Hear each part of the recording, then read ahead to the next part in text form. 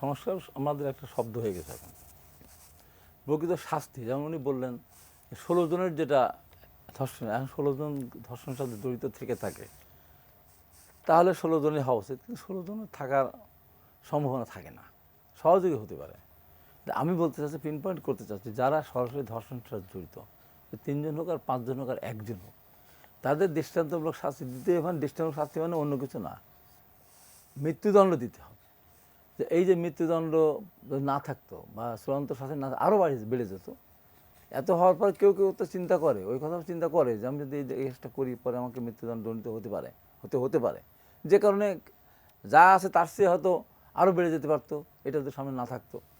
এই জন্য বলছি যে আমাদের বিদ্যমান যে আইন ছিল বা আইন আছে, যেটা সেই আইনে কি কোথাও আছে ধর্ষকের বিচার করা যাবে না, ধর্ষণের বিচার হবে না, এমন তো কিছু নেই। এখন সামাজিক যেটা প্রতিরোধ গড়ে তোলা দরকার, মানসিকভাবে যে মানুষের মন জগতে পরিবর্তন, সেটা প্রতিটা পরিবার থেকে এটা আপনার আসতে হবে, তাছাড়া তো হবে না। যখন একজন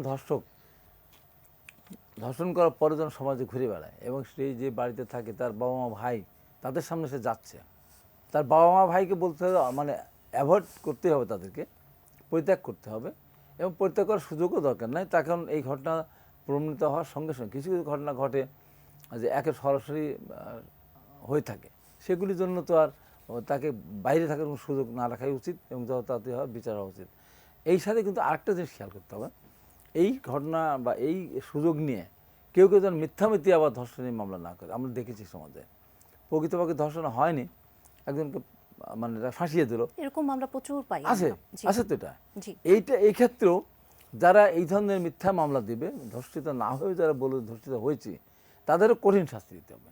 তাদের কঠিন শাস্তি কিন্তু ওইটা না, ধর্ষক যদি ধর্ষণ করার পর তার মৃত্যুদণ্ড সাজা হয়ে থাকে, একজন মিথ্যে কোনো নারী যদি ধর্ষিত না হয়ে যদি বলে আমি ধর্ষিত হয়েছি, তাকে অনুরূপভাবে তাকে মৃত্যুদণ্ডে দণ্ডিত করতে হবে। কারণ এত বড় একটা মিথ্যা বলে একটা মানুষের জীবন নষ্ট করে তার কিন্তু অধিকার নাই, তার তো একদিক দিয়ে তার জীবনটা নষ্টই তো হয়ে যায়।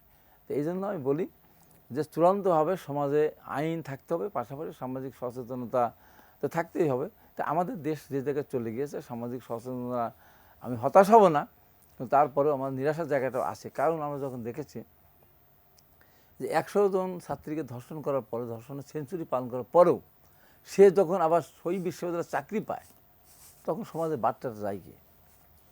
তো শুধু এই জায়গা না, আজকে আমাদেরকে সিদ্ধান্ত নিতে হবে যারা এই অপকর্মগুলির সাথে জড়িত তাদের বিরুদ্ধে চূড়ান্ত ব্যবস্থা গ্রহণ করতে হবে। পাশাপাশি সমাজকে যদি আপনার সামনের দিকে এগিয়ে নিতে হয়, দেশটাকে যদি আপনার কলঙ্কমুক্ত করতে হয়, অথবা যদি দুর্নীতিমুক্ত করতে হয়, অথবা যদি এই যে বর্তমান যে যা ইচ্ছা তাই চলতেছে, কিন্তু এইসব কিন্তু সমাজের জন্য ভালো লক্ষণ না।